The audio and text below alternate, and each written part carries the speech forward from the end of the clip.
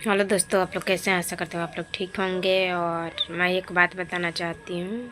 हम लोग पहले मुंबई रहते थे ना, तो मुंबई में हम लोग पता लगा कि खेसारी लाल मीरा रोड में रहता है। तो हम लोग मीरा रोड में गए, मीरा रोड से ऑटो पकड़े तो रामदेव पार्क गए। रामदेव पार्क के पास उनका रूम है। ठीक है, हम 10 डेक्टर चलिएगा रामदेव पार्क के पास ले, तो उनका रूम गेट मिल जाएगा। तो गेट के पास आप लोग जाइएगा ना, सोचे जाइएगा, लेफ्ट मुड़िएगा ना, तो उनका लड़का लड़की के गेट के ऊपर नाम लिखा हुआ है।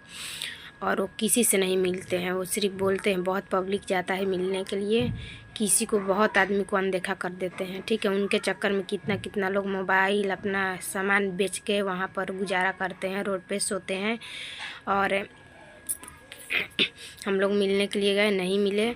वो खाली दिखावटी में खेसारी लाल है और कुछ भी नहीं है। मेरे लिए तो कुछ भी नहीं है, झाट का बात।